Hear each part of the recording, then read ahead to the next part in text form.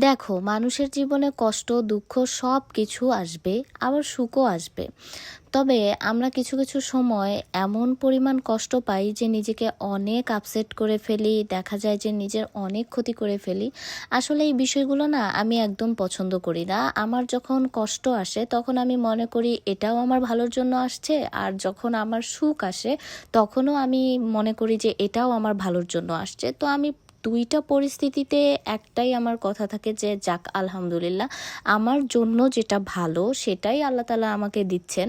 তবে এটা নিয়ে আপসেট হওয়া বা নিজের ক্ষতি করে ফেলা এমন কিছু না। আসলে অনেক মানুষ আমি দেখি যে জীবনে কোনো কিছু যদি চায়, যদি না পায়, বা যদি জীবনের কোনো গোল পূরণ না হয়, সে অনেক আপসেট হয়ে পড়ে, নিজের অনেক ক্ষতি করে ফেলে। এগুলো না করে আমাদের যদি কোনো গোল পূরণ না হয়, আমরা আবার ট্রাই করব, আবার ট্রাই করব।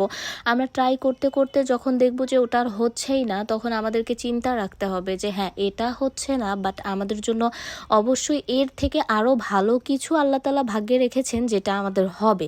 এখন আশেপাশের মানুষ কি বলল না বলল সেটা নিয়ে কখনোই মাথা ব্যথা রাখা যাবে না।